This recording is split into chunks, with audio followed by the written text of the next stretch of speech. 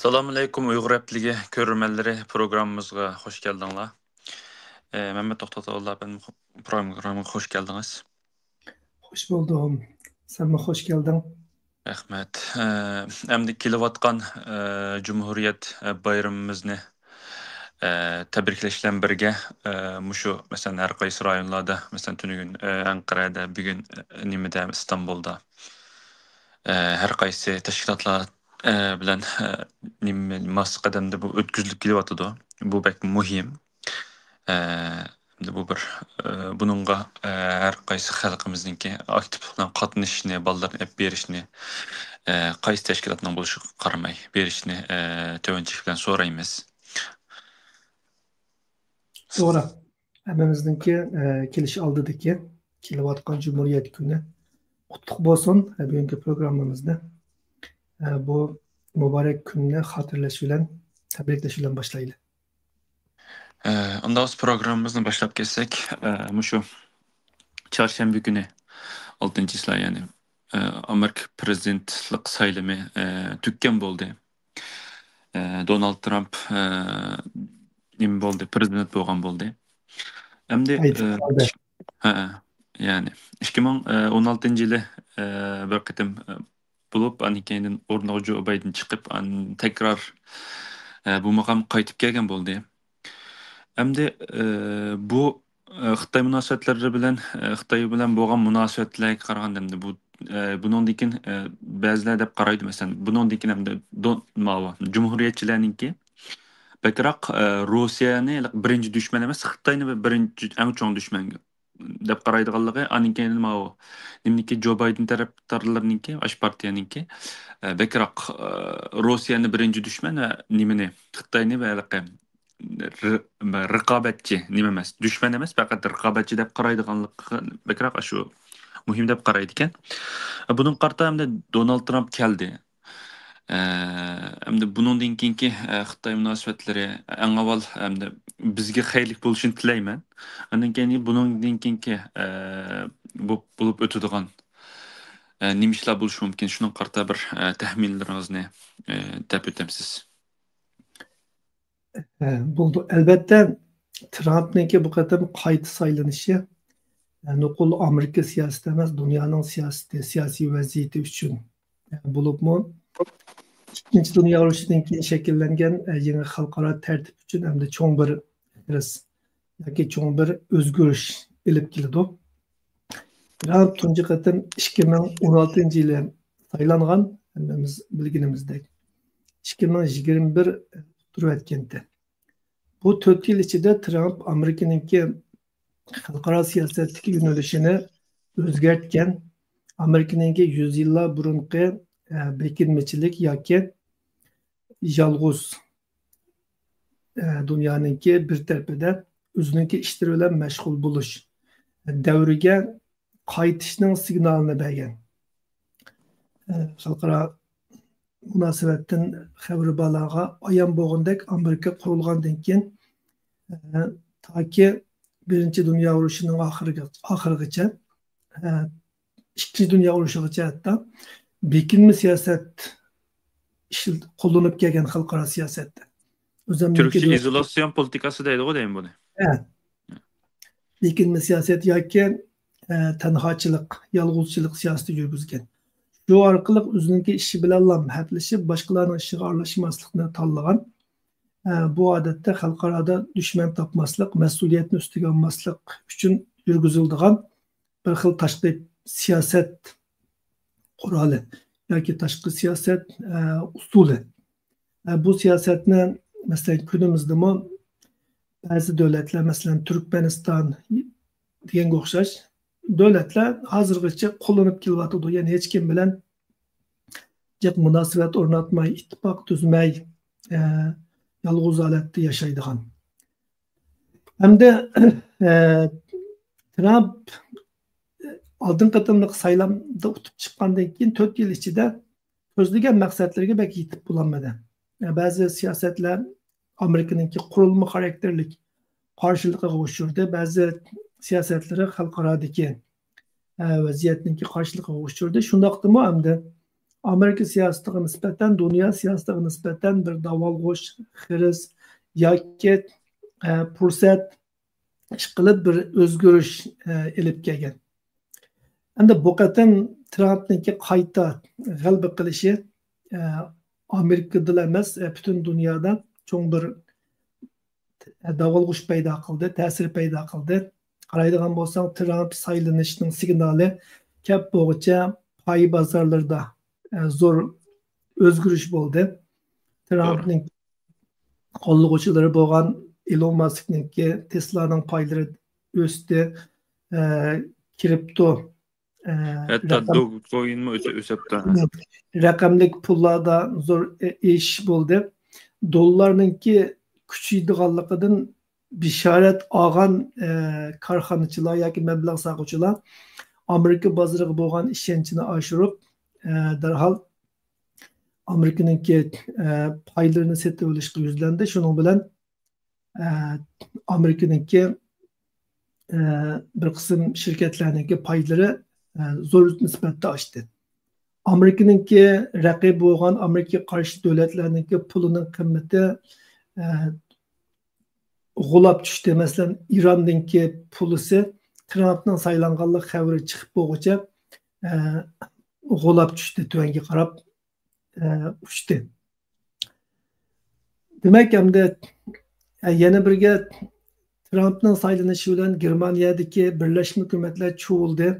Chunki Ukrainaga beradigan yordam masalasida Yevropa hamda Amerikaga tayansa bo'lmaydiganligini, Amerikaga tayanolmaydiganligini tushunib ketdi. Shuning bilan Birlashma Hukumatdagi Ukrainaga ko'plab yordam berishni xohlamaydiganlar chekinib chiqqan bo'lg'achqa hukumatlar cho'g'ildi. Demak, hamda Trumpning saylanishininki shapsilam dunyoningki vaziyatini ostin ustin qilyapti. Hamda cho'ng jihatdan aytganda, Trumpning saylanishi xalqaro siyosatda bir qancha jihatdan cho'ng bir yuzlanishninki ifodasi yoki uningki bir xabarchisi, bishoratchisi, oldingi alomati deyishga bo'ldi. Bu bo'lsa, birinchidan dunyoviy saviyada xalqaro qonunninki, xalqaro sisteminingki ojizlashadiganligi, rolini yo'qotadiganligi. Chunki mavjud xalqaro sistema yoki mavjud xalqaro tashkilotlar, mayli Birlashgan Davlatlar Tashkiloti bo'lsin yoki pul fondi tashkiloti bo'lsin, savdo tashkiloti, hammasi amaliyotda Amerika boshchiligidagi G'arbninki Ikkinchi dunyo urushidan keyin qurib chiqqan sistemalarninki muhim tarkibiy qismlari edi. Bu sistemalar hamda Amerikaninki bu tashkilotlardagi yetakchilik o'rnini yo'qotishi bilan asta-asta Xitoy, Rossiya qatorliq davlatlarninki ta'sir talishadigan sahnasiga aylanib qolgan. Hatto Amerika bu sahnalarda o'zining ustunligini yo'qotgan. Valla ko'rilayotgan bir vaziyatda Amerika o'zi bu sistemalardan chekinib chiqishga boshladi. Oldingi qatim Trump hokimiyati o'zga vaqtda BDT kishilik huquq komitetidan chekinib chiqqan kengashidan bu tashkilot bir ishga yaramaydi deb.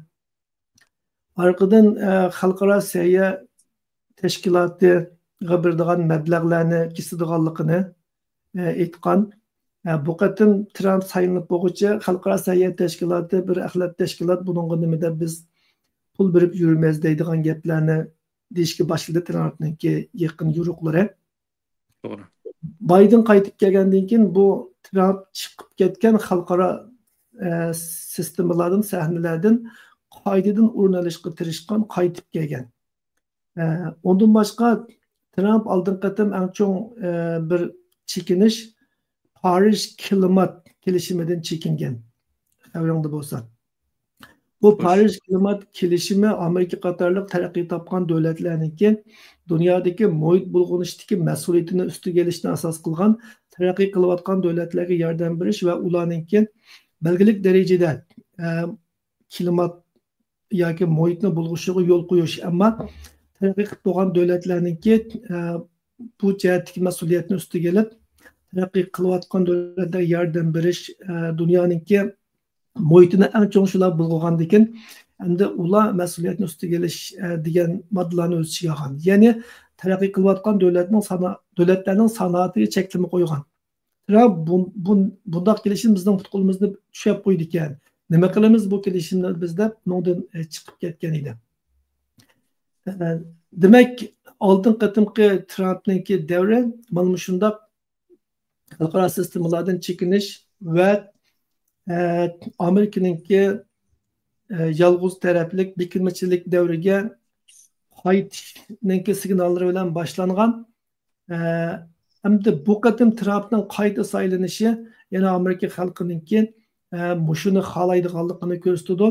Shunga bu cho'ng jihatdan Amerikaningki xalqaro sistemadan chekindiganligi va mavjud xalqaro sistemalarningki ojizliganligininki ro'shan bir ifodasi. Hamda ikkinchi jihatdan Trumpningki qayta saylanishi dunyoda cho'ng ittifoqlarningki va guruhlarningki ojizlaydiganligini kichik yoki bo'lmasa Amerikaga qarshi, G'arbga qarshi kuchlarningki ittifoqlarininki jonlandiganligining bir ifodasi. Masalan, Trump NATO'ga bo'lgan mablag'ni azaytirish, Yevropa o'zini o'zi qo'g'dish kerak deganni tashabbus qiladi. Hatto Tayvan, Koreya, Yaponiyalarning bexatarligini biz bekor saqlamdik. Buning uchun bu davlatlar bizga pul to'lash kerak deydi. Yana buningdan Amerika buningdan keyin dunyodagi ustunlikni saqlash uchun ittifoqdoshlarini bekorga qo'g'dimaydiganligini ko'rib olamiz. Bunun ma'nosi bu davlatlar o'zininki g'amini o'zi yemasa, hamda Amerikaga tayinib dushmanlarga po'asi bo'lmaydiganligini ko'rsatdi. Bunun ma'nosi Amerika boshchiligidagi NATO'ga o'xshash cho'ng tashkilotlar ajizlaydi. Bunun o'rnini hamda Yevropa ittifoqining o'z oldiga bexatarlik kuchlarini ta'sis qilishiga o'xshash yoki Shanxay hamkorlik tashkilotiga o'xshash Xitoy qatorliq davlatlarning bexatarlik sistemasi tashkilotlariga o'xshash shundoq rayon xarakterlik bexatarlik tashkilotlari va rayon xarakterlik ittifoqlarningki ko'plab o'ttirg'i chiqib, bundan keyingi xalqaro tartibda cho'ng bir davlat boshlamchiligidagi cho'ng tashkilotlarningki ojizlaydiganligini, buning o'rniga har kim o'zininki g'amini o'zi yeyishi kerak bo'lgan bir vaziyatningki shakllanadiganligini bildirdi. Endi uchinchi jihatdan savdo. Biz bo'libmi 1980-90lardan keyin Sovet ittifoqi parchalangandan keyin yer sharlashish degan gapni ko'p anglaydigan bo'lgan. To'g'ri.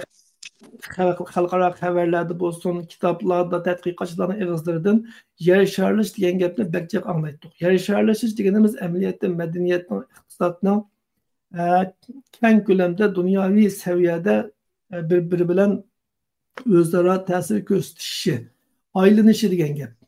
Hamda Trumpningki qayta saylanganligi dunyoda savdo qo'riqchiligininki qaytadan bosh ko'taradiganligidan darak beradi. Amerika hozir Xitoyga va Yevropa davlatlariga savdo jihatdan keng ko'lamli tamojna beji qo'ymay deyapti Trumpningki siyosati bo'yicha. Buning ma'nosi Amerika o'zi boshlamchilik qilgan xalqaro iqtisod sistemalariningki bara-bara amaldan qilib, buning o'rniga ilgirki savdo qo'riqchiligi, ya'ni har davlat o'zining tijoratini asos qiladigan, buni qo'g'dash uchun harbiy kuchlarni ishlatadigan bir vaziyatga qaytganligi yoki shunga qarab ketayotganligining ifodasi. Qaraydigan bo'lsak, navoda Amerika Yevropaga, Xitoyga, Rossiyaga savdo qo'riqchilik qilib zo'r miqdorda tamojna beji qo'ysa, bu davlatlarni Amerikaga qo'ydi, Yevropaga qo'ydi, o'zaro bir-biri bilan savdo urushi qiladigan gap. Buning ma'nosi yer sharlashishningki ojizlaydiganligidan darak beradi. Bu savdo jihatdan dunyoninki yer sharlashish yuzlanishiningki hamda keyniga yonganligininki ifodasi. Balkim dunyoning yer sharlashishi iqtisodiy jihatdan mushu saviyagacha bo'lsa kerak. Növətçilikdə bəlkə bu həm də 30 yıllık yoki 20 yıllık bir xalqaralıq çoğ yönəlişninki özgürüşünün alameti. Üçüncü bir cəhətdən həm də Amerika'nınki Trump'ın saylanışı bilen xalqaradaki saqçılıq rolundan tədrici çekinişi, hatta tamamen çekinişi dünyada muqimsizlikninki başlandığanlıqdan demek biridir. Yani çoğun cəhətdən İkinci Dünya Uruşu'dan keyin dünyada keng ko'lamlik urush bo'lmadi, dunyoviy urush bo'lmadi. Bunun asosli sabablaridan biri Amerika qurgan xalqaro sistema, BDT qatorliq organlarninki, xalqaro qonunlarninki buni saqlaganligida va buningga rol o'ynaganligida. Oldingi 40 yılda yoki 50 yılda dünyada Suud bilen Amerika'dan ibaret iki kutupluq çoğun bir siyasi sistema şekillengen boğaçka bularning her biri üzünün kol astidagilarni muqimlashtirish yo'li o'ynagan. Amerika'nın nüfuzu ichidagilar Amerika'dan qo'rqib, Suudning nüfuzu ichidagilar Suuddan qo'rqib, Suud bilan Amerika bir-biridan qo'rqib xalqarada muqimlik amalga oshgan cho'ng jihatdan urush to'qinish yuz bermagan. Hem de Suud ittifaqı parçalangandan keyin qaraydigan bo'lsak, bu rayonlardagi ichki to'qinishlar portlab chiqdi. Balqandagi to'qinish, O'rta Osiyodagi to'qinishlar, O'rta Sharqdagi to'qinishlar hammasi qaytadan bosh ko'tarishga boshladi. Demak, nüfuzli kuchlar tushilgan vaqtdan u yerdagi burun besilib qolgan kichik ziddiyatlar bosh ko'tarib chiqishga boshlaydi. Ya'ni tog'da yo'lbars bo'lmasa kim podshoh? Maymun podshoh. Maymun. Şuna to'qinishlar ko'rilishga boshlagan hamda Amerika agar navbatdagi saqchilik o'rnidan tamamen voz kechsa yoki texmo ojiz bir saqchilik yo'liga tushib qolsa, u chog'da bu vaziyat texmo yomonlashib, hozir biz ko'rayotgan Rossiyaning Ukrainaga hujum qilishi, Isroilning Falastinga hujum qilishi, Erdoğan Türkiye'nin Suriye'ye hücum kılışı deganga o'xshash mushundoq qiliqi davlatlarninki o'zaro bir-biriga hücum qilishlari ko'payib ketadi. Dunyo bir muqimsizlik davriga kirdi. Biz chiq gapini qilayotgan Xitoyning Tayvanga hücum qilishimi mushundoq bir vaziyatda o'tirg'i chiqadi. Shunga Trumpninki qayta saylanishi dunyoninki tamom muqimsizlashadiganligininki bir bishorati. Unda olsa mında bir sual tug'ildi hamda. Hozir dunyoga nisbatan bo'layotgan bir mulohazani olib borgan bo'ldik hamda. Unda olsa Xitoy bilan cho'ng bir sulkirish kelib chiqish ehtimolligi bormi? Masalan, hozir da'vatsiz, masalan, Tayvanga hujum qilib kelishi mumkin. Trump devgiyotda biz nimish boshqalarni qo'g'daymiz, ular bizga pul to'lash kerak degandek ashta gaplarni qilib turyapti hamda. Undaqda Amerika bu yerda nima maydonni Xitoyga tashlab beramdi. Amerika Tashlab berish mumkinmi? Albatta Amerika'nınki xalqaradagi rolini joriy qildirishdan voz kechishi bu o'rinlarni Xitoyning to'ldirishi bilan natijalanadi. Ammo Xitoy qancha kuchaygan taqdirdami Amerika'ningki mavjud xalqaradagi rolini o'ynay olishi notayin. Lekin Amerika'ningki bo'sh qoldirgan o'rinlarida ta'sir doirasini kengaytirdi. Masalan, Amerika xalqaro tashkilotlardan chekinsa, Xitoy buning bu yerdagi bo'shliqdan foydalanishga tirishadi. Ammo Amerika hozir ustiga elishdan qo'rqqan u yukni Xitoy ustiga elish kerak. Xitoy iqtisodimi chekinayotgan, Xitoy iqtisodini jonlantirish uchun to'xtamay yangi siyosatlarni yo'l qo'yayotgan bir vaziyatda Amerika tashlab chiqib ketgandan keyingi bu bo'shliqni Xitoy qanchalik to'ldira oladi? Bu yukni ustiga ola olamdi. Bu bir masala. Ammo Xitoy texmi erkin holatda yoki ozod holatda o'ynay oladigan bo'ladi. Ammo to'liq Amerikaningki o'rnini to'ldira olishi yoki Amerikaningki rolini ola olishi notayin. Tushundim. Hamda Hoş. Hani bu yerde bizga nisbatan eng muhim narsa, ben Amerika'nın ichki siyosati to'g'ri to'xtalmadim chunki vaqtimiz yo'q. Hozir 20 minutni o'tkazib bo'ldik bu bilan. Faqat dunyoviy cho'ng yo'nalishdan, yuzlanishdan gap qildim. Amerika'nın ichki siyosatida bu qatimqi saylovning nimadan derak berdiganligi, Amerika'nın kelgusi siyosatining qanday bo'lganligi haqida programma qilsak, maxsus to'xtalsak bo'ladi. Ama bizningki xalqimiz qiziqadigan tema haqida gap qistirib, undan keyin bu savoldan o'tayli mencha. U bo'lsa-mu hamda Amerika'nın Xitoy siyosati qanday bo'ldi? Amerika bilan Xitoy o'rtasidagi munosabatga Trumpning saylanishi qanday ta'sir ko'rsatdi? Sening savolingning bosh qismida bog'u deyman bu. Hamda Trump'ninki saylanishi Amerika bilan Xitoy munosabatini Biden'ninki yoki Kamala Harris'ninki saylanishidan bekrak yomonlashtirib o'tadi. Ammo Xitoyni dushman deb qarash siyosatini o'zgartmaydi menimcha. Bidenmi o'xshash Xitoyni ichidan raqib deb qaramaydi, dushman deb qaraydi. Demokratlarmi shundoq, Cumhuriyetçilermi shundoq. Ya'ni Amerika'ningki Xitoy haqidagi tunishi va qarashi menimcha muqimlashib bo'lgan bir siyosat. Buningda tunish, muqimlashib bo'lgan tunish, shunga Xitoyning har ikkisi raqib emas, hozir dushman deb qarashga o'taylik. Xitoyning asosiy tahditligi masalasimi bular o'rtaq tunishda. Endi Rossiyaninki masalasiga kelsak, Rossiya birinchi dushman yoki Xitoy ikkinchi dushman masalasimi? Menimcha Xitoyni yana birinchi dushman deb bilishda har ikkisi o'rtaq tunishda. Chunki oldingi programmalardami biz NATO'ninki yig'inda Biden'ninki yetakchiligida ichilgan shu NATO yig'inida Xitoyninki allaqachon raqib emas, dushman deb qaralganligini so'zlashgan edik. Shundaq-ku. To'g'ri. Ya'ni o Biden demokrat, shunga bu yerda demokratlar bilan Cumhuriyetçiler o'rtasida Xitoy qarta, ya'ni tunishda mencha masala yo'q. Har ikkisi o'xshash Xitoyni dushman deb qaraydi. Hamda demokratlarninki Rossiyaga bekrak ahamiyat berib qilishidagi sabab hamda Rossiya Ukrainaga tajovuz qildi. Hamda bu yerda boshqa tanlash yo'q. Agar Rossiya Ukrainaga tajovuz qilmagan bo'lsa, o'xshashdan Obama davridan boshlab Amerika'nınki asosli harbiy kuchini va tahdid kuchini Sharq Osiyoga qaydirish bu Amerika'nın tashqi siyosatininki bir yuzlanishiga aylanib bo'lgan. Ammo O'rta Sharq va Sharqiy Yevropadagi vaziyat bunun keyinda albatta Xitoy bor ma'lum darajada Ironni kuchkirtib bu yerni O'rta Sharqda voqea chiqarishga tirishadi. Rossiyaga hadab Sharqiy Yevropada voqea chiqarishga tirishadi, Rossiyani qo'llab keldi. Ammo nimalar bo'lmasin, Xitoy bu ishlarni bevosita planlab qilgudek kuchga ega emas.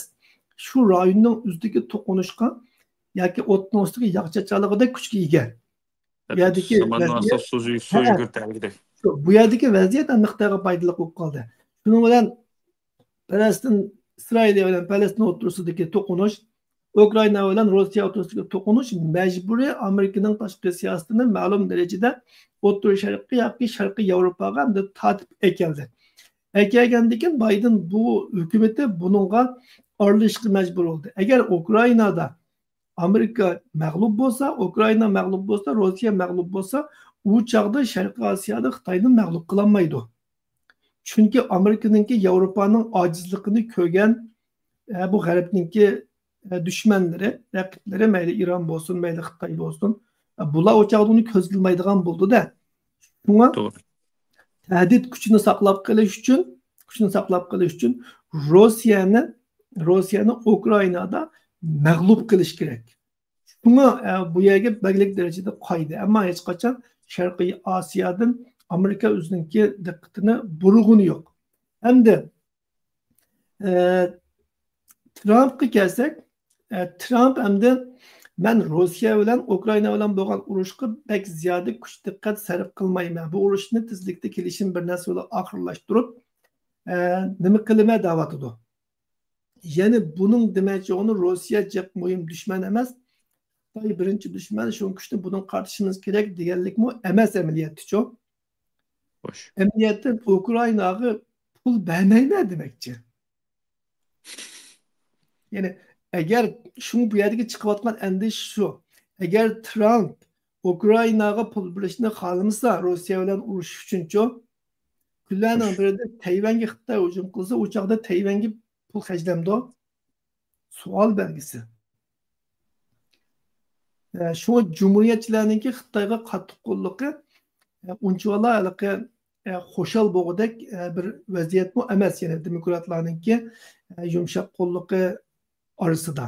Chunki demokratlar strategiyalik dushman deb qaraganlik uchun Xitoyni uni taktikalik yengishni o'ylagan bo'lsa, cumhuriyetçiler Xitoyni eng chong savdo jihatdagi Amerikanınki boyligini o'g'irlayotgan, Amerikanınki menfaatiga ziyon solayotgan kuch deb qaraydi. Albatta u dushman deb qaraydi. Ammo bularning bakrak markazlashayotgani hozir pul.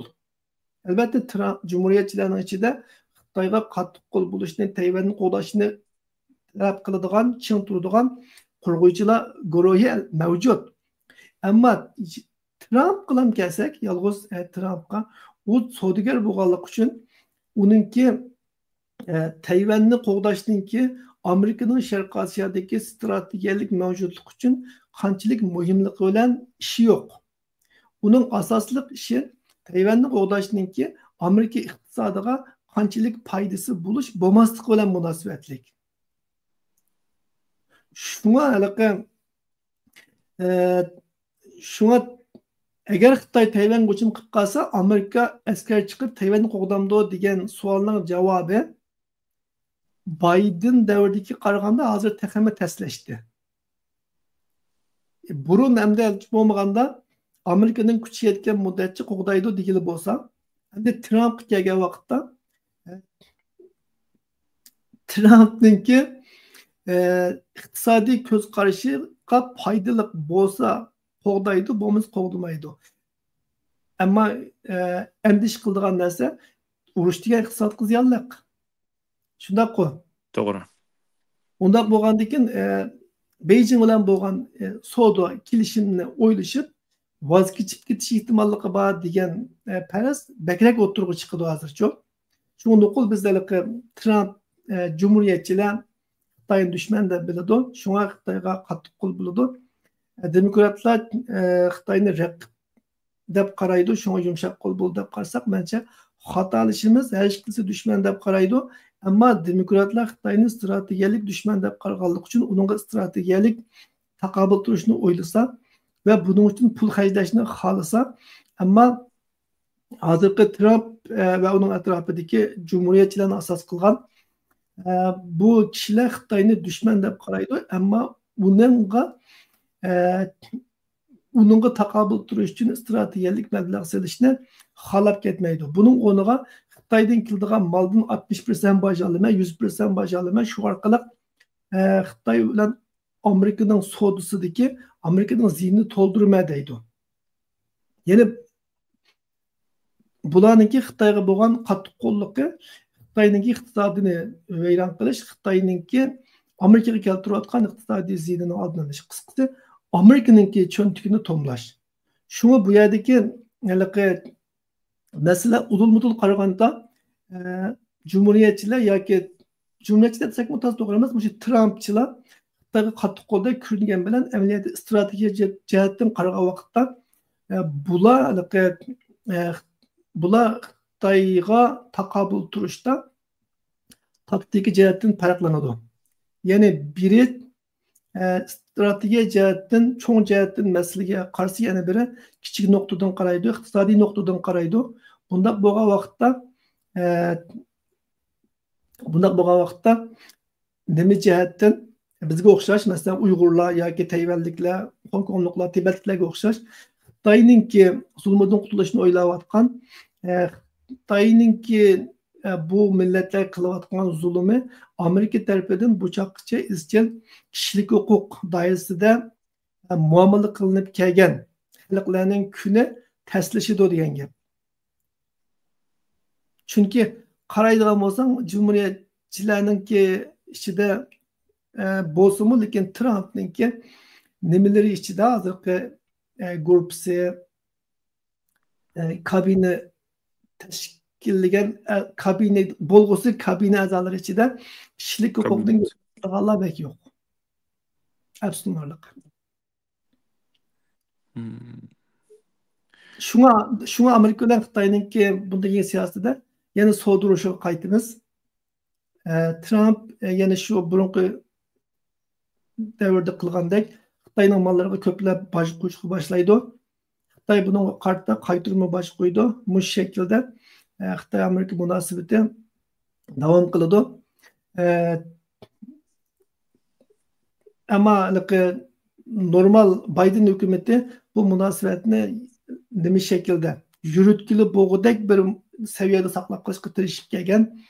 Shuning uchun hatto nima xavfsizlik maslahatchilarini Beijingga avatib Shi Jinping bilan ko'rishib jeb ishlarni qilib, hamda Trump bu ishlarni Trump diplomatlar bo'yicha emas, o'zining kuyug'onlari bilan yoki o'zining tijorat sheriklari bilan qilishga amroq oldingi mezgilden biz bunu gördük. Şu Xitoy bilan bo'lgan munosabati bir mezgil yomonlashib, orqadan yana yaxshilanib, egizpas holatda davom qilishi mumkin. Ammo biz Uyg'urlarga nisbatan bek yaxshi deb ketgili bo'lmaydi hamda. Oldin qismi u yaxshi emasdi-da hamda. Shunga kuzatish kerak hamda. Hamda Xudoyim buyursa, hamda bizga nisbatan bir yaxshi bir chiqish yo'lining bo'lishini tilaymiz. Shu bizniki Trumpni qo'llaydigan nurg'un bolalar ishlar Trumpning Xitoyga qattiq qo'l bo'lishini umid qildi. Yoki shundan xushal bo'ladi. Bu bir ikkinchi biri Trump urush qilsa ekan deydi. Xitoy bilan Xitoyni azizkan, yassikan deydi shunaqo. Shundoq. Ama del eski Trump ben urushni oxirlashtirma deydi. Kelgusi 4 yilda urush bo'lmaydi deydi. Ben Suriyadan asker chekindirma deydi. Ukrainani yarashtirma deydi. Yani bizning arzuyimizniki aksicha, Trump'ninki siyasetlerinki ko'pinchisi. Ama İğiz urushiga kelgan vaqtda, so'durushiga kelgan vaqtda o'ylig'imiz chiqdi, ammo bu so'durishning bizga qanchalik foydasi bor? To'g'ri. Undaqda qolganini keyingi mezgillarda yana bu to'g'riliq kutishimiz hamda. Başka film ben de. Çıksız Baş- evet. Hem bu maxsus programdaki bu qoldim haqiqatan muhimdi bu. Chunki biz buni qarta bir program qilayli deb o'ylagan, lekin programmadek bir ahvol yuz berdi. Hamda keyingi bir savolga kelsak, Turkiyaning moliya ministri Mehmet Şimşek 8. isla Xitoyni ziyorat qilgan bo'pti. Endi bu yerda necha vaqtdan yoq mush yaqindan yoqqa mush yilga nisbatan hamda jiqishlar yuz bergan bo'pti. Biyadi kelgan bo'pti. Nima masalan uning oldida tashqi ishlar ministri Hakan Fidan borgan bo'ldi. O'ttirda nimaninki Xitoyninki nimalarni josuslarni tutgan bo'ldi. Nurg'un ishlar bu o'tayotdi hamda. Hamda bu hamda Turkiya bizga nisbatan haqiqatan muhim, biz mush yerda yashayotgan ekan. Xitoy bilan bo'lgan munosabat haqiqatan muhim. Bizningki yoki har qaysi jihatda muhim bo'lgan ekan. Buning qarta bir ko'z qarashingizni deb o'tamiz. Evet, Türkiye'deki Maliye Ministri Beijing'e bordi, Şanxayga bordi. Asiya Uluslar Taraqqiyot Bankasini ziyorat qildi. Endi Maliye Ministri degan shu pul o'latlashadigan odam, shu u Xitoyga borsa qandaq bir pul og'ili bo'ladi bu Xitoyda degan maqsadda bordi. Uning ustiga Asiya Uluslar Taraqqiyot Bankasi bir belbaq bir yo'l qurilishi ramkasi ichida Xitoyninki. Shunga a'zo bo'lgan 60 necha davlatlarninki birlashishi bilan qurilgan bir banka. Bu bir taraqqiyot bankasi. Bunun har qaysi davlatlar mablag' chiqargan, asosiy mablag'ni Xitoy chiqargan. Turkiya bu bankaninki qurg'uvchi davlatlardan biri deyman. To'g'ri. Mening bilishimcha shundoq. Men maqolamni yozgan vaqtda bu to'g'riliq izlangan. Shunga bu bankini ziyorat qilishi hem normal hem Mehmet Şimşek'e o'xshash bir moliya ministrininki qilishga tegishli kishi. Andan keyin nim bilan kurashdi Xitoyniki Mao Zedong Mao Zedong bilan kurashdi o deyman Chingambo. Shular bilan kurashdi. Hamda o'zing bilsa Turkiyaningki asosli Xitoy bilan bo'lgan munosabat, iqtisodiy munosabat. Albatta bu iqtisodiy munosabatning ravon yurishi uchun siyosiy munosabatlarmi bo'ladi. Ya'ni bizning Sharq Turkiston masalasi, undan boshqa Xitoyning Sharq Turkiston masalasi bo'lsa, Turkiyaning Kurd masalasi bor. Bu masalalarni cho'rdab siyosiy munosabatlarmi bo'ladi. Xitoyningki BDT'da doimiy a'zo bo'lish sifati bilan Turkiyani siyosiy jihatdami qistash imkoniyati bor. Turkiyaningki Uyg'urlar masalasidan foydalanib Turk davlat bo'lish sifati bilan Uyg'urlar Turkiy millat bo'lish sifati bilan Xitoyni ayblab Xitoyni bayron qiladigan imkoniyati bor. Shunga bular bu jihatdan hamda siyosiy jihatdanmi hamkorlashidir. Ama asosliqi hamda oldin qatam Hakan Fidan bo'lganda siyosiy munosabatlarni bakay kuchaytirib o'ylayman. Hatto Urumchi Qashqalarni aylanib keldi u. Shunga Mehmet Şimşek'ninki berishi bu ikki hukumat o'rtasidagi mexanizm ichida bo'lgan ish, hukumatlar aro dialog sifatida. Bu asosliqi Xitoy bilan bo'lgan iqtisodiy masalalarni bo'libmi shu Xitoyninki Asiya Taraqqiyot Bankası'dan bir belbaq bir yol ramkasida qarz alish, pul alish, buning imkoniyatlar ustida izlanishni asos qilgan deyishga bo'ldi hamda. Turkiyaning hozir eng ehtiyojli narsasi dollar.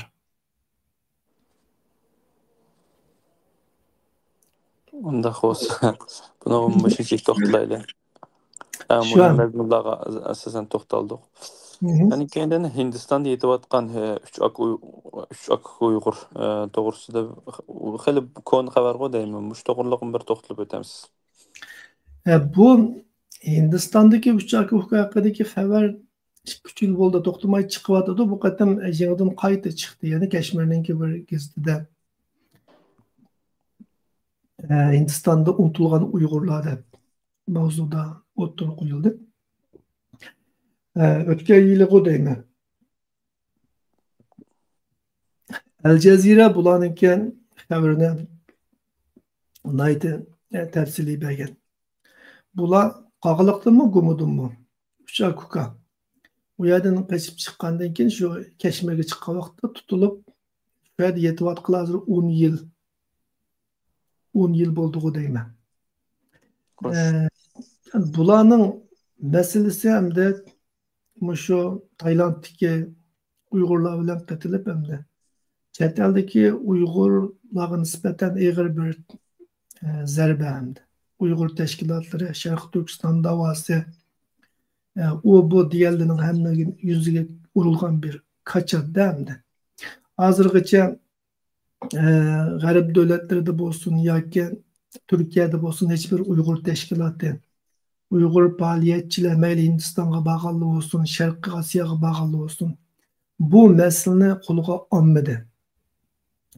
Men oldingi yili bular to'g'riliq maxsus bir narsa tayyorlab tashkilotlarga sunib baqdim. Shularning tunuydiganlarni igilab, tordan shular to'g'riliq uchurlarni igilab, shuni tunuydigan bolalar borkan shu Turkiyalardan-ku. Ahvollarni deb berdim. Ularni kelishtirishib baqaydi. Ularni shu tirishib baqaydi, kurashib baqaydi deb bir ish qilolmadi. Endi bu tashkilotlarni ta'kidlash emas maqsadim bu masalada ojizligimizga o'kinmoqchi. Ya'ni bizningki chet eldagi shuncha tashkilot, shuncha davosidagi kishilar g'arb davlatlaridagi ta'sir kuchimiz deymiz, Uyg'ur davosi xalqaralashdi deymiz. Hem de Hindistan'da demokratik devlet deymiz, Amerika'nın ittifakdaşı o bu hemisi hikaye. Lekin Kashmirga kanunsuz kirip kalgan degenden başka cinayet yok o balaның çoğu. Ular yoki Afganistan'a bağlan, Suriye'ye bağlan, o bu terörist teşkilat katnaşkan kişiler emas. Ayeti sadda adetdeki dehqonning baldırı bu çoğu. Bular şu üydün zulümgü çidimay şu tarafga tağdan o'tgandan keyin chegarada saqchil tutib olgan bo'ldi. Bularni tutib olgan chaqda ularning yandan bir terrorlikqa oid bir narsim yo'q. Pichoq bu degandek narsalar bor bilishimcha. Xato ismni qolmagan bo'lsa. Yani o degan normal narsa emasdan-ku. Ya bularni hamda bir Hindistonda advokat tutib ularni ya Hindistondan bir qutqizish yoki bularni g'arbdagi 3-chi bir davlatga yo'tkab ketish qo'limizdan kamidi.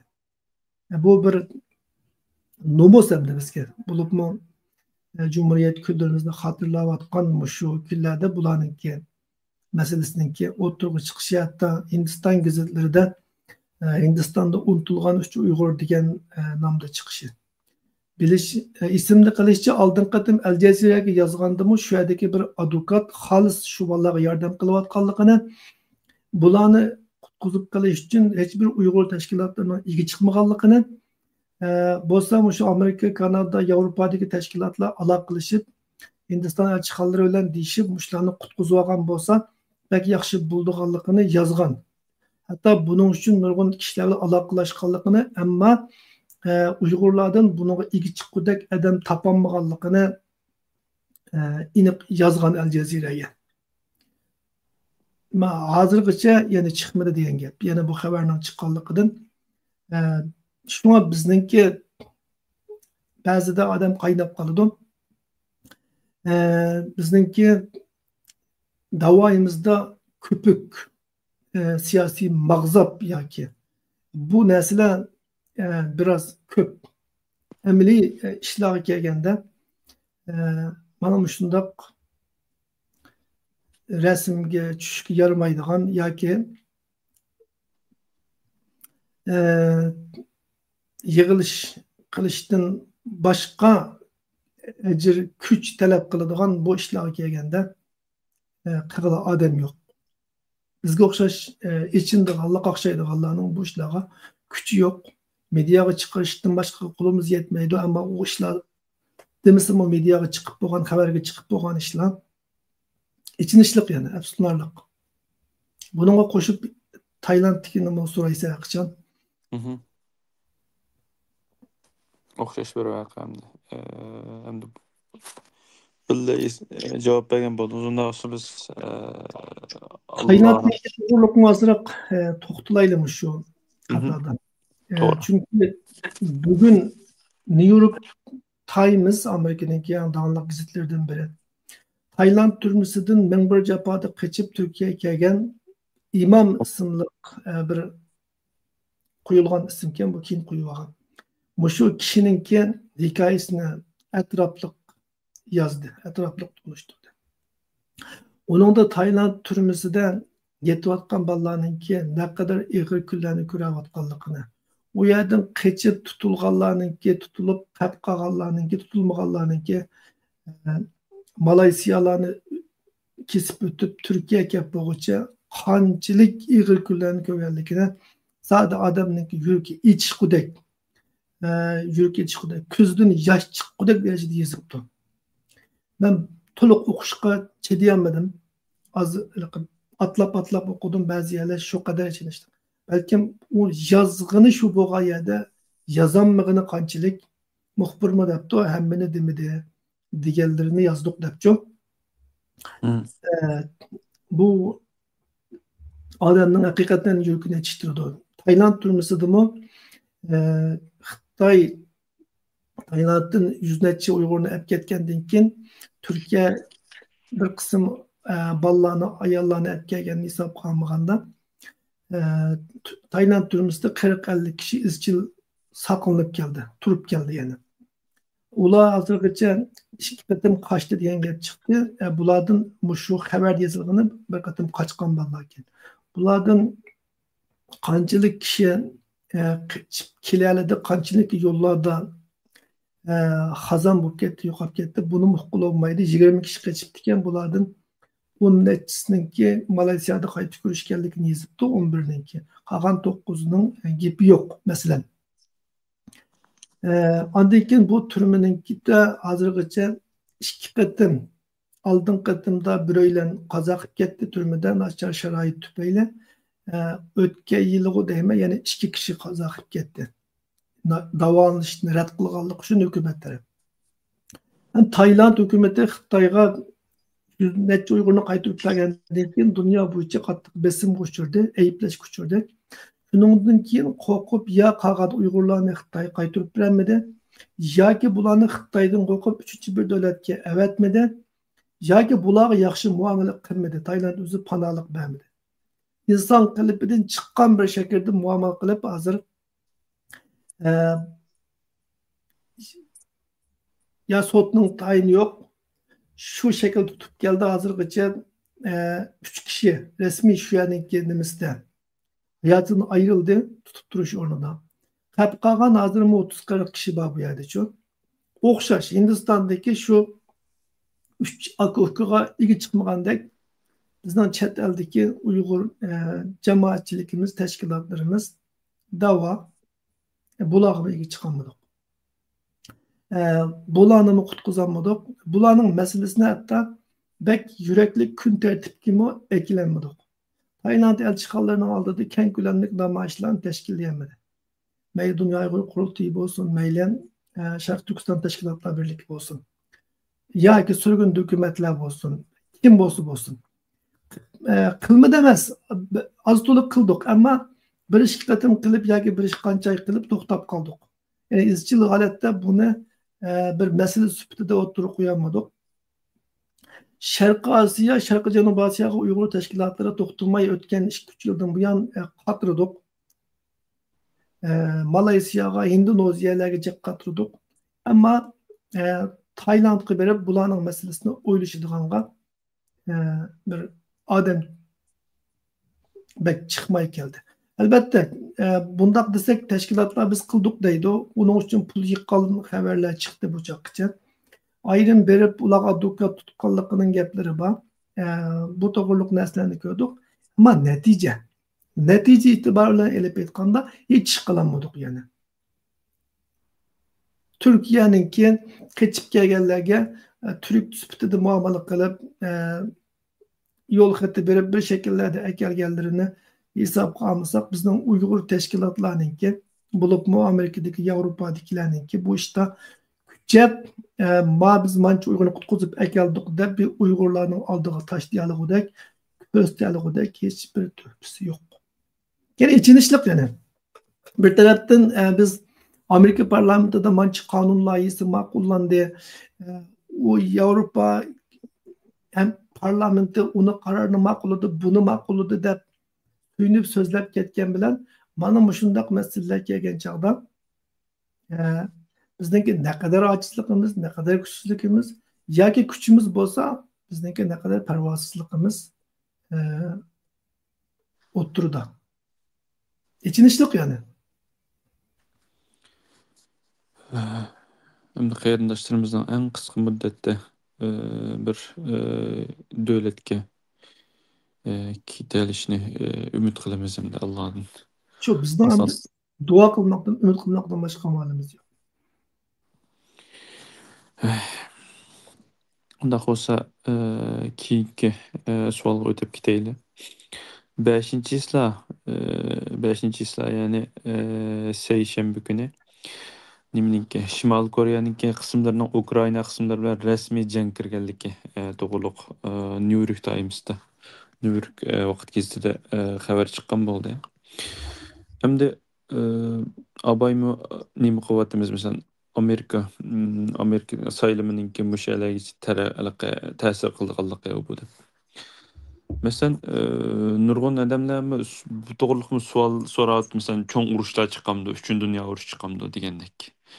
Hozir masalan shu Ukraina Rossiya urushida taraf tutayotgan nurg'un davlatlar borda, masalan, Chavshan nim bo'yicha biz Chavshan deb ko'ngandik hamda Xitoyni nimasi bo'yicha Chavshan deb noqlaydi. Shimoliy Koreya desak Koreya Chavshan deb ham ayrılgandan keyin biz ashta o'rgangandan keyin boshqalar tushunmasa ekan.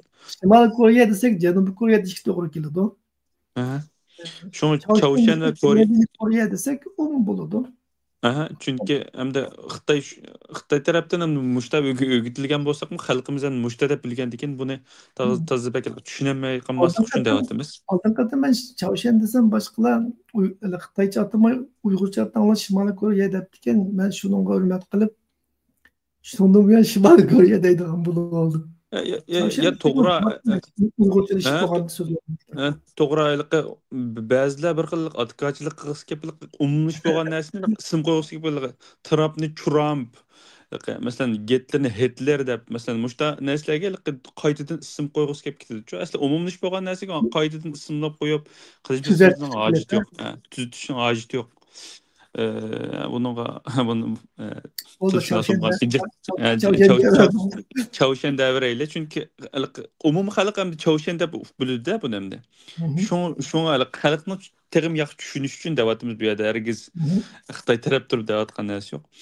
Çawşannyň hem de kysymlarynyňki Ukraina uruşlyk kirgenlikki, anyň kendin meselem Koreýanyňki bu ýerge asker nimege Ukraina tarapga asker äwädidiganlygy togruly habarlar çykyp atdy meselem. E, Nurgun uruşlar mesela birinci dünya uruşu olsun, ikinci dünya uruşu olsun işte küçük pitla yıkılışı bilen çoğuyup iki taraf bölünüp uruş bulup ketkende hem de. Bu atıdı. Bu hem de bununla muştak bir uruş çıkıp geliş ihtimallığı bağımı da sizce.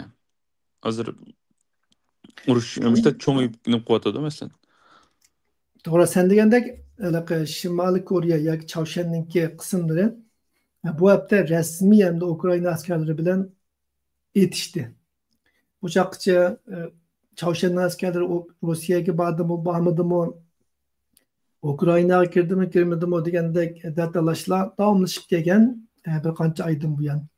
Ötken hafta resmi Rusya chegarasidagi Kursk rayoniga joylashganligini, ulug'lashtirilganligini so'zlashgan edik. Shu to'g'riliq to'xtalgan. Endi bu hafta rasmiy jangga kirganligini dalilladi. Demak, hamda Ukrayna urushi ma'lum ma'noda aytganda xalqaro bir urushga aylandi. Doğru. Dünya urushi deyish uchun albatta uningga qatnashgan taraflarning soni texmi kerak. Balkim Rossiyani qo'llab 5 davlat, Ukraynani qo'llab 5 davlat askar chiqarsa, u chog'da uni dunyo urushi deb muqaddimasi. muqaddimasi deb atash saviyasiga berishi mumkin. Undan keyin andin o'zaro tutishib ketsa, Ukraynani qo'yib-qo'yibchi. Ukraina Rossiya machet qilib boshqa urushib ketsa. Hozir masalan ikki Koreya Ukraina urushi tufaylidan birisi bilan rasmiy vasitlik urushga kirdi. Bu çakışma hem de özara münasebet intayin yirik düşman devletler. Lakin Ukrayna'dan da birbiri bilen vasitlik urushga başladı. Demek bu şekilde eğer bu yamırsa dünyavi urush aylanadi. Ama növbetdeki dünyanınki yüzlenişinden qaraganda undaq bir urush chiqish ehtimolliqi biraz tüven yani bek yamırap ketish ehtimolliqi tüven. Çünkü Rusya Ukrayna'nı tuluq alğan təqdirdə ama Ukrayna'nı əppoğuca hem de biz Ukrayna'nı əppolduq deplan Polşağa yoki Çexqa uya buyaga hücum qilmaydı. Ayni vaqt deganda Hitler bir tarafdan əplanmanğan şundaq qo'p. Yaponiya bir tarafdan elib bir yana alsa onu yeni bir yana elish uchun palla qilgan, pishan qilgan. Ama bugün undaq bir vaziyat buluşu natayın şuna Ukrayna'nı alsa o yan toktaydı da çünkü hazır hasırap kaldı. Belki Ukrayna'nı tuluk alamay ardı toktaydı hazır. Ama Ukrayna mı hem de tuluk koldun ketken zamanında kaytırıp kedek küçük igemez. Davada Trump hem de yarışsa hem de boldu hem de ketken boldu. Kağını sininki dise hem de Ukrayna mı zeherini yutmaktan başka amali yok. Avrupaga qarab bakıda ağıyla hem de Amerika'dan ümit üzüldü. Sizli qanday qıslar dese Avrupa'dakiler ya hatırcan bol biz birimiz dese dedi demek kapkat Amerika vermeyen bolsa hem de biz bilenmeyimiz dese şundak mı? Onda olsa mesela ben yançıqım qarab iş qılay deb şunun bilen Ukrayna'nınki qo'ldan ketgan yeri Rossiyaning bulduğan gap. Şunu bu xil derecede kengish dunyo urushga aylanish ehtimolliqi tuvan. Ama hozirgi yuzlanish xuddi hamda buniki burunqi Rossiya Ukraina o'rtasidagi urushdan yoki Rossiya G'arb o'rtasidagi vaqtlik urushdan chiqib biraz rayonlashganligini, xalqaralashganligini ko'rsatyapti. Çavşen urushga ketildi. Shimoliy Koreyani ketilishga yuzlanyapti. Yana vaqtlik ketildi mundaqcha aytganda. Shunga hamda urushningki darajasi bepalla o'rladi. Ammo Amerika yordam bermagan muddatcha Ukrainaningki urushni davomlashtira olishi natayin Amerikada Trumpning saylanishi Ukraina urushiga nisbatan yangi bir kriz va savol tug'dirdi. Trump Ukraina urushini qanday oxirlashtirdi? Ukrainani qo'llab g'alaba qildirib oxirlashtiramdi yoki Putin bilan sodalashib kelishtirib oxirlashtiramdi? Ama Trump'ninki usuli bo'yicha bo'lganda kelishtirib oxirlashtirishi mumkin. Bu shaklda bo'lganda yana urush dunyoviy bir seviyaga chiqmay oxirlashgan bo'ladi. Lekin nimalar bo'lmasin, hozir darajasi ko'tarildi hamda. Bir daraja, bir baldaq. Chunki Çavşen urushdan ichiga kirdi. Daha sonra maşinçilik to'xtalyapmiz, bu aldığımızda yana to'xtalyapmiz bunun to'g'riliq taraqqiyotlar qarta. Yeni taraqqiyotlar barliq kelsa, shu bo'yicha nima so'zlashsak bo'ldi yana. Hamda Xitoyninki 5-yil qatlamini burmulab turib ishlagan bir tashviqot filmi chiqibdi. Men necha kundan doyin qarasam hujjatli filmi.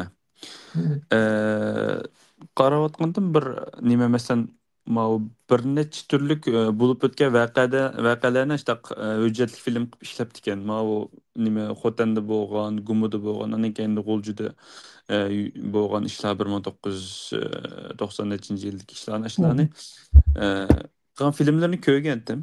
Anan keyin buni masalan shu ayni vaqtda bo'lib o'tgan ishlarni masalan burmilgan shaklda bilmizga hamda qaysi shaklda ishlaydigan uni bir-birlab ayırım to'xtalishning hojati yo'q. Burumlab ishlabdi ekan. Endi keyindan qarasam, shu nimninki 5-yil qatlamini burmulab turib, ismini nima debdi? Shaharni qaplagan qor bulut, mana qaraq bir ism qo'yib ishlabdi ekan. Men to'liq ko'rolmadim buni. Siz ko'rgan bo'lsangiz agar buning qarta buni debdim bu burunmu 4-5 ishlabdi ekan, 8 yildan keyin buni ishlab qilishning yana nima ehtiyoji botdi bu deb degandek shaklda qilibdi. Bu haqiqatan davomlashayotdi bu propagandasi, yolg'on xabar tashviqot ishlari. Bu hamda nimani bildirdi bu sizcha bo'lganda? Aynenki Uyg'urlarni bostirishni Sharq Turkistondagi o'zining bexatarlik tadbirlari yoki inson qalbidan chiqqan vahshiy bostirish usullarini, siyosatlarini terrorlikqa zarba berish, terrorlikqa qarshi turish nomida yo'gab kelayotganligi bu bir amaliyot. Bu xildagi videolar yoki bu xildagi dokladlar, bu xildagi hujjatli filmlar yengillik emas. Bu chaqqichimi bu shaklda davomli propaganda tashviqotini qilib kelgan. Shunga bu qatimki 5-yil qatlamini terrorlik hareketi yoki planlangan terrorlik zo'ravonlik hareketi sifatida ko'rsatishni asos qilgan bu videomi, bu hujjatli filmmi Xitoyninki shu tashviqot faoliyatining bir qismi deyishga bo'ldi. Endi 5-yil qatlaminingki asosliq maqsadining, asosliq sababininki Xitoyninki Sharq Turkistondagi qiz o'g'illarni qul ishchi sifatida Xitoyning ichkiri o'lkalaridagi zavodlarga azon emgakchi qilib yerlashtirishi va buningdan yerlikdagi ishchilarningki norozi bo'lishi sababidan kelib chiqqanligi bu bir amaliyot, bu bir tarixiy paket. Shunga 5-yil qatlamini ilib borgan Xitoy hukumati, bu qatlamning chiqishiga sabab bo'lgan Xitoy hukumati. Bu yerda Uyg'urlarningki bir gunohi bor deyilsa, faqat zulmga uchragandan keyin bununla karşı turan narazılık bildirgen günahı var. Onundan başka hiç kandak günahı yok. Navalı Xitay Uygurlarını mecburi Xitay şehirlerine uğurlaştırmagan bolsa e, ve o yerdeki işçi hizmetçilerini işten boştup onun Uygurlarını ezan emgekçi süpütü yerleştirmegen bolsa yerlik bilen Uygur işçiler oturusunda tokunuş çıkmaydı. Bu tokunuş çıkmagan bolsa o vaqtda Ürümçide Uygur okuguchilar ko'chaga chiqmaydi. Agar bu ahvol ko'rilmagan bolsa, bu yerda Xitoyninki keng ko'lamda Uyg'urlarni qatl qilishi, o'ltirishi yuz bermaydi. Shunga navoda bu ish planliq bir ish deyilsa, undaqda buning planlovchisi Xitoy Kompartiyasi, Xitoy istixboroti Beijing. Ya'ni Uyg'urlarni shunda g'azablantirsak, bular ko'chaga chiqsa, ondan keyin bularni bostirsak degan bir plan qirib olsak degan maqsadda bular o'zi qilgan bo'ladi. Yo'q, agar buni Xitoy hukumati ko'rishni xohlamaydigan bir manzara bo'lsa, bundaq bir ishni ular bir qo'lliq planlamagan bo'lsa, undaqda uni Xitoyninki inson qalbidan chiqqan vahshiy mustamlikachi siyosatiga turib chiqargan bo'ladi.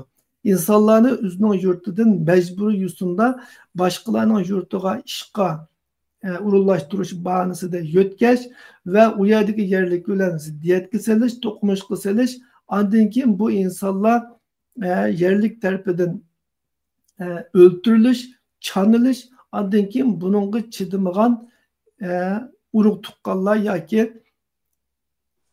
shu millatninki mansublari bo'lgan Uyg'urlar ko'chaga chiqib buning haq-huquqini talab qilish. Bu haq-huquqni talab qilgan kishilarni yana bostirish. Yani qaysi tarafdan qarasang bu ishda Xitoy hukumatininki bosh tortib bo'lolmaydigan mas'uliyati bor. Ammo bu mas'uliyatni ular e'tirof qilishni xohlamdi, xohlamaydi. Shuning uchun O'g'irning yuragi pok-pok, to'xtamay hujjatlik bilimlarni ishlash orqali men toz deb olay. Ularga sulangan kishilarni qurol ostida qo'rqitib, shularga ixroq shularni majburiy ixro qildirib, shularga yolg'on gaplarni degizib, ondan keyin shularni videolarga chiqarg'izib, dunyoga ularni bir tashkillik, planliq terrorlik harakati qilib ko'rsatishga urinyotidi va bu faoliyatning o'zida ziyonkashlikka uchragan kishilarning o'zini shu faoliyatni tashkillovchi qilib ko'rsatyotidi. Yani bundan o'ta rezillik yo'q jahonda. Sen o insanlarını yalgan töhmetler bilen bir sula, 10 yıllap ulanı türmede yatkuz, arkadan ulanı şu işini kılgıç kılıp yana yalgandın sözler küzüp, dünyaya özağını aklatmakçı bol. Yani aklı bağ cahidi insan bununla gol bulmaydı. Lekin kişilerge setildiğen vicdansız, imansız kişiler dünyada samandek şuna ularga bir bahane gerek Xitoyni qo'llash uchun, Xitoyninki yundusini yalash uchun. Shunga ular yana shu xil narsalarni isbot qilib, atalmish isbot qilib Xitoyni aqlashi mumkin va o'zininki Xitoy bilan bo'lgan hamkorligini aqlashi mumkin. Ammo amaliyotda bu qip-qizil bir yolg'on tashviqot. Hamda buningki bugünkidek bir vaziyatda o'tirib chiqishidagi sabab nima desam, menimcha yana shu o'xshash Uyg'ur irqiy qirg'inchiligini inkor qilishninki va buning ta'sirini yo'qotishninki davomlashayotganligi. Xitoy o'zi o'tkazgan jinoyatninki izini yo'qotish uchun davomli bunga bahona izlayotidi. Ya'ni o'g'rining yuragi pok-pok. Bunga shunchalik to'xtalaylik. Endi keyingi bir nimaga o'tsak, keyingi savolga o'tsak. Ko'ngillik savollar yo'qmi bugun? Hammasi odamlar Endi Duduqqa Cumhuriyet bayramımız kelyapti deb. Yig'iltirgan Faoliyatga qatnashib bekor qo'shib olasiz endi. Endi keyingisi yanlam harbiy jangchilardan ketgan. Koreya Yermalini harbiy manevr qizib ketdi u yerda. Uningga yakshanba kuni Koreya armiyasi, Amerika, Yaponiya birlashma hava maneveri ötküzüptü. Bunun hem de 3 gün etrafıda nim kılgan manever kıptı. Hem de Aba yana baş saylamga keleli. Saylamdım işte nim kıldı hazır. Özümüzün gipini özümüz ben yagan gap atamız. Bunu böyle spat çıkmadı ya da. Biz Rusya politikası yürgüzüp atıp diye yana her bir manuel kıvatıp bir yerde. Hem de maksat nime azad bir yerde. Bu yerde Me- asaslık maksat qara. Asaslık maksat nima? Hozirgi manevrdagi asosli maqsad Çavuşenni agahlandırış. Xitoyni agahlandirish qismi bor albatta, lekin Çavuşenni agahlandirish. Qarasang, Çavuşen hozir o'zininki doirasidan chiqib, Amerikaga, Koreyaga, Yaponiyaga tahdid bo'lish bu normaldir-ku yillardan buyon. Hı hı. Va bu rayonlar bilan munosabati buzuqdi, nachardi. Endi Koreyaga askar avatdi. Bunun ma'nosi nima deganda, kelgusida Rossiya Çavuşenga askar avatdi degan gap. Agar harbiy ittifoqning ehtiyoji bo'yicha ish qilinsa. Agar undaq bo'lmagandimi, Çavuşen buning badaliga Koreyadan bir narsa oladi degan gap, shundaqmi?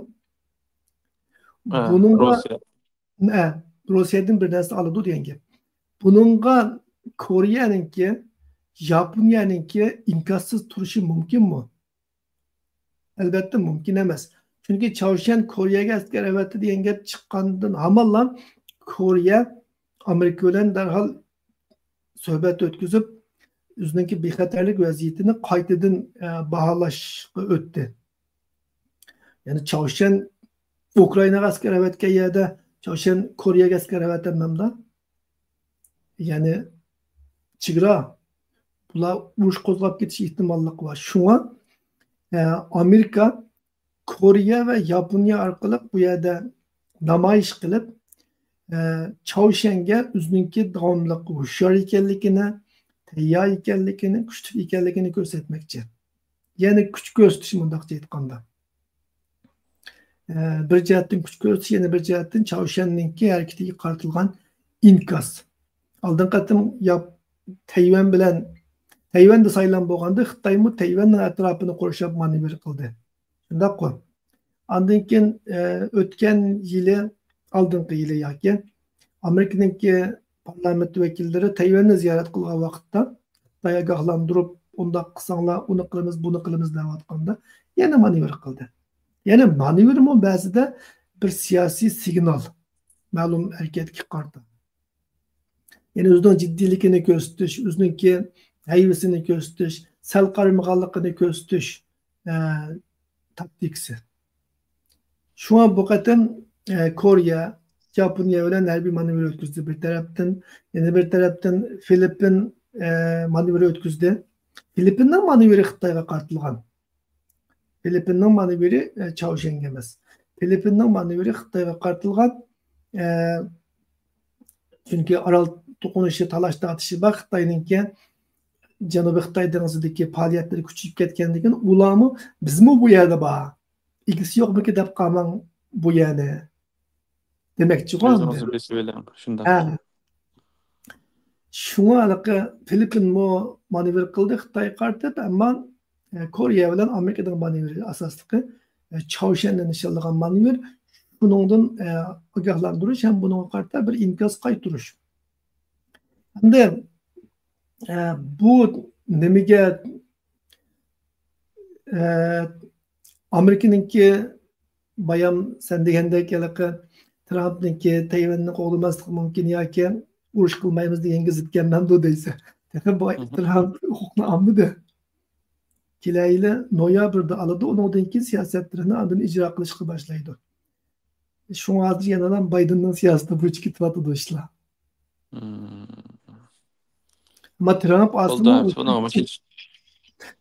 asli o'quldagi ishlarni qiladi albatta. Ammo masala shu. Sharq Osiyodagi mavjudligini, u yerdagi pilotlarni saqlab qoldi-da Trump olgan taqdirda. Eng muhim ve muhimlik noktası degan muhimlik noktası jihatdan demoqchi Ha, bo'ldim. ama nima masala nimaga chetilgan vaqtda zo'r badal to'lashga chetilgan vaqtda masalan Xitoy Tayvanga hujum qildi. Bu chog'da Amerika aralashish uchun zo'r badalga tavakkul qilish kerak. Chunki Amerika Xitoyga hujum qilish kerak. Xitoy unga qarab turmay Amerikaga hujum qilsa, uning badali ig'ir bo'ldi-da. Bununla tevekkül kılaliş gerek. Trump şununla gelgende Biden'çilik kılalişı da daim dişteki sebep şu. Ama o yerdeki küçük göstüş, hayvi göstüş, ittifakdaşları bilen manevr kılış degen o Amerika acizlap hele bir yere bağlan bikinicilik siyaseti kullanıp hele bir yere bağlanma mı yine devam kılışı mümkün.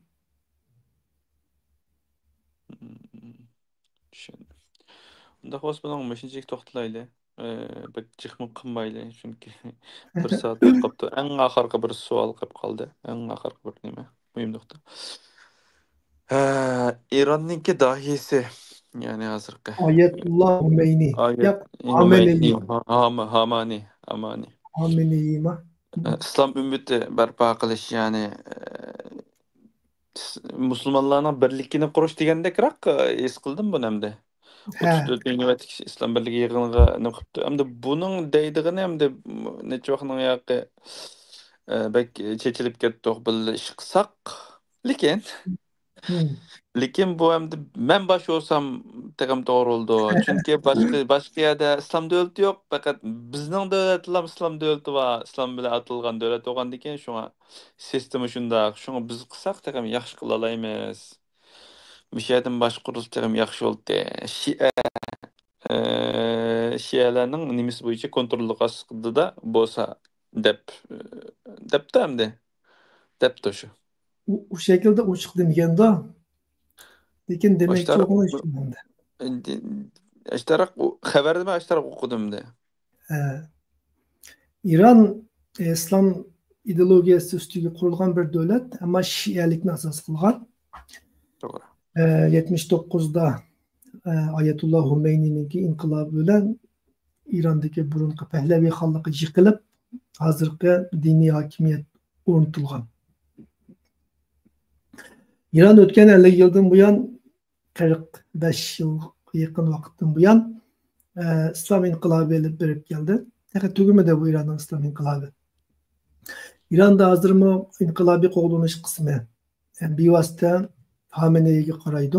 İran armiyasının içindeki en sarxil ve en güçlü kısım. Bu xuddi aynı vaqtdagi Azadlık armiyaning içindeki mavzudun kısmını esirtidi insonga. Yani Azadlık armiya bir Xitoyninki armiyasi. U mavzudunun qo'l ostida, lekin mavzudun uning yana ishonchi qilolmay, uning ichidan mavzudun qismini qurganda o'ziga sodiq qo'mondonlardan yig'ib. Shunga o'xshash İran'da İranning bir armiyasi var. Ama o armiyaning ichida yana bir inqilobiy qo'g'danish qismi var. Bu bevosita nimaga qaraydi? Diniy doirasiga. Shunga hamda İran bir Şia milletçi davlati. Dinni qalqon qilgan bo'lsa-mu, amaliyotda tegida bir Şia milletçi, Pars milletçiligi bilan islom dinining Şia mazhabini birlashtirgan Yoğrulgan şekilde. Yoğrulgan şekildeki bir dini hakimiyet, Mollalar hakimiyeti. Hamda bularninki şu sen şerhlevettin hamda şu bularninki ümmet barpo qilish, islom ümmetini qurup chiqish, musulmonlarning birlashishi degani shu mohiyatda İranninki Şia ideologiyasini bütün musulmonlarga tengish, taqtish ve İran'ın hakimiyetinin kol astığa kirgüzüş hemde.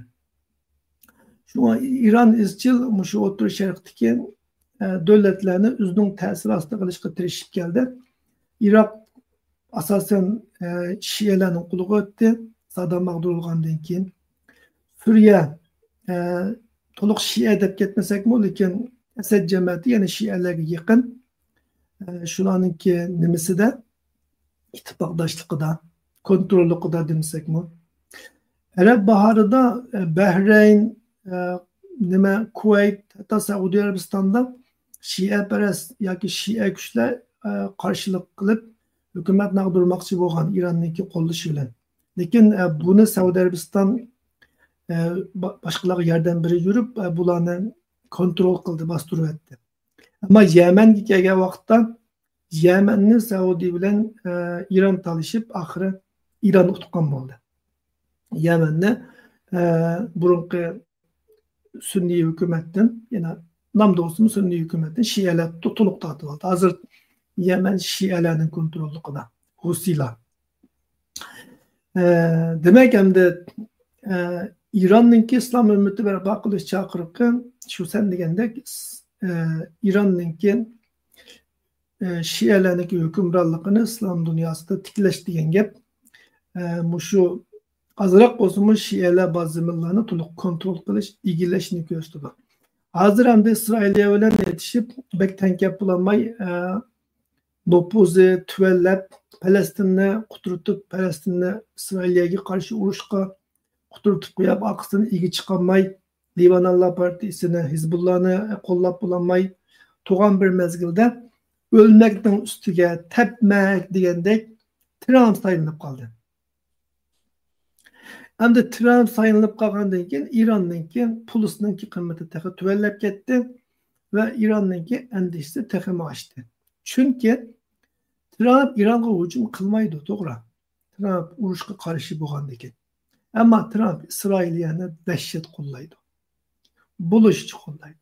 Isroiliya kuchlangan bir o'tirisharoq Ironga kun ko'rsatmaydi. Hozir Isroiliya Ironningki nurg'un qizil siziqlaridan bir qatim emas, ikki qatim emas, necha qatim atlab o'tib ketib, Ironningki inovatini zo'r darajada tuvallatib o'tdi. Endi Biden hukumati Isroiliyani bo'lib Netanyahu hukumatini hay deb turgan bo'lsa, Trumpninki bunda deydigandek bir alfaz yo'q.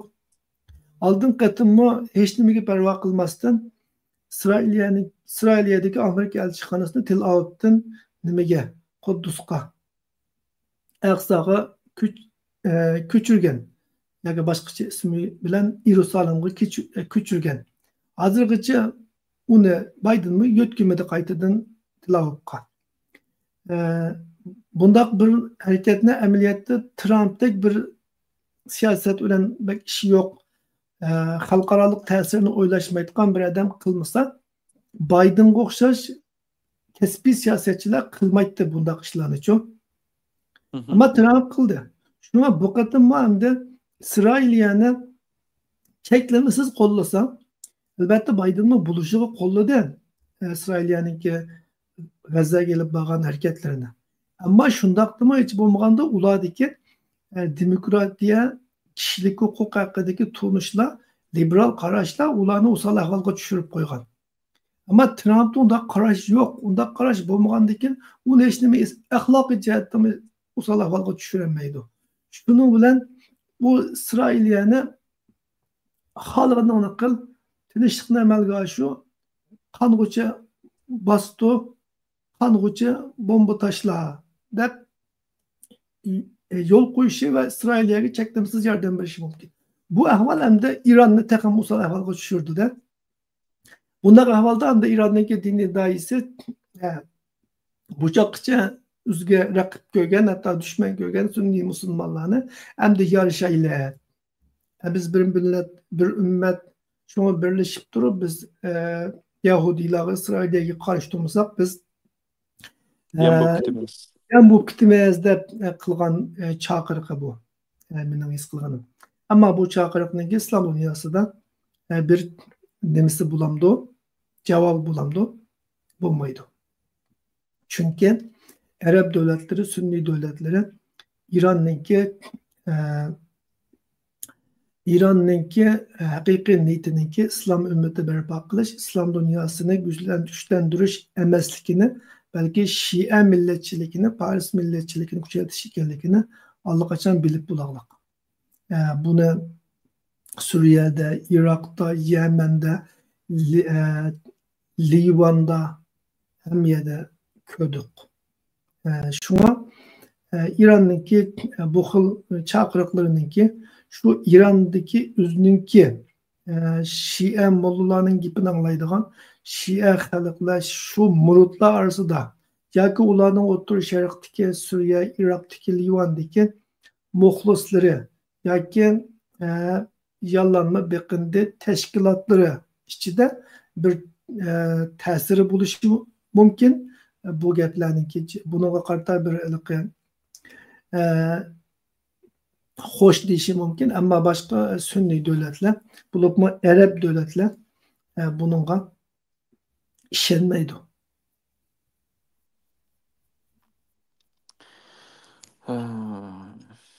Emse bugünkü bütün elem tügüde, suallar tügüde. Hem de ahırda yeni ta'kidlab qo'ydig'imiz oldimizdagi Cumhuriyet bayramini qutlug'lash faoliyatlariga qatnashsanglar, buningdan bir ma'naviy ozuq olsanglar deb qaraymiz. Yana bir qatam Vatanperverlik terkisi. to'g'ri. Cumhuriyet. Buni ham uyda qilib bo'lolmasliginglar mumkin. Uyda qila olishinglar mumkin, ammo bundaq bir kollektiv shaklda bo'lgan vaqtda tig'imbek yaxshi bir tarbiyaviy ahamiyati bo'ladi. Shunga bir vaqtida qatnashishinglarni tevanchiliklar so'raymiz. Faaliyetlerin buluşum boyunda faaliyet bulmasa onu kitaptan okuş bilen canlılık his kılmaydı. Bulup mu evlatlar, prezentler, etraftaki kişiler şunu. Faaliyetlerinin teşkilleniş gerek ama faaliyetler teşkilleniş için teşkilli güçler buluşu ve katnaşkıcılar buluş gerek. Eğer kişiler aktiflik bilen teşkillenmişse, katnaşmışsa o çağda bu faaliyetler ortaya çıkmaydı. Şuna teşkilleş, katnaşış intayın mühim bu vatanperverlikninki bir xil simvoli. Ani kendin yana deydigan gap shu bizni qachon bilishinglarni, bizga mushtari bo'lishinglarni, ani keyin bizga aktiv inkaslaringlarni yoki savollaringlarni yozishinglarni, bizga like bosishinglarni, yurak berishinglarni tuvanchilik bilan so'raymiz. Har bir yozilgan inkas, berilgan yurak bizga bir energiya bo'lib qaytadi. Köptün köp rahmet azırgıcı körüp begin Allah'a. Allah'a emanet. Texmin mühimi köp kişiler inkas yazsa yoki yurak bersa, ya'ni yoqtirganligini bildirsa, bu YouTube'ninki algoritmasi texmin köp kişilarga tunishtirdi ekancho. Ma'ni sizningki do'stingiz ko'rdi, yoqtirdi, sizmi ko'rib qo'yamsiz deb. Shuning bilan videoning texmin köp ko'rilishini, ondan keyin texmin köp kişilarga yetib berishini qo'lga keltirgili bo'ldi ekan. Bundaq bo'lganda bizning bu tayyorlik qilib vaqt chiqarib programma qilgan o'chishlik qardoqimiz chiqadi. Ko'p kishilar dunyoning vaziyatidan va Uyg'urlar jamiyatida nima ishlarning bo'layotganligidan xabar topa oladi deb o'ylayman. U jihatdan aytgandami, yana to'g'ri. Ko'proq kishi bizni qo'llasa, biz ham yaxshi qilamiz. Tig'im yaxshi qilamiz va tig'imi ko'p odamlarniki bu sababli kelib aydınlanışı, tig'imbek jiq narsalarni bila olishi, xalqaro vaziyatdan masalan uzun mezgil davomlashtirib bergan vaqtda buning alaylik qaytisi yaxshi bo'lib ketadi-chu. Masalan biz haftalik ishlarni biz vaqt chiqarib buni izlanib tayyorlayapmiz. Ammo odatda 2 soat vaqt sarf qilsa, bunchalik uchurga ega bo'lolmaydi uyg'un kishilar-chu. Hem tahlil bilan birgida, masalan, oldi keyni tarixiy, chiqish tarixi degandek. Chunki biz uning uchun 2 soatda bir narsa sunish uchun hafta davomli kun tartibini kuzatib turibmiz-da. Ammo hamma kishi undaq qilolmaydi. Shuning uchun bu yaxshi fursat menimcha. Agar men bo'lgan bo'lsam, shu program bo'lsa, o'zim ko'rib, yurak berib, inkas yozib, ishlar qilgan bo'lardim. Haftada 2 soat vaqt chiqarsam, hammani tushunib ketsam, Uyg'urlarga ait dunyodagi, vatandagi, Uyg'ur jamiyatidagi bunday yaxshi programma nima bor? To'g'ri. Men shunday programmalarni har hafta işte 2 soat vaqt chiqarib, hatto 10 saatlik vaqtim ketadi deyman bu programmalarga. Vaqtim ketadi chunki yig'ib nim qilgan ekan. Men o'zim anglayman. Ham bu yerda sunsaq sizlarga Uyg'urcha qilgan shaklda sunsaq, terim yaxshi tushunalaysizlar. Bizmi anglaymiz. Men işte 2 saatlik programda nechini anglayman. Har xil tipdagi nimalarni. Shunga sizlarning bu foydalanib qilishinglarni nim qilib so'raymiz. Sizlar foydalanib qolsangiz o'zingizlarga foydali ham bizmi shuningdan xush bo'lamiz. Hamsa kelar hafta ko'rishguncha omon bo'linglar. Allohga omonat. O'zingizlarni asranglar. Xeyr xo'sh. Aman bulunlar Allah'a.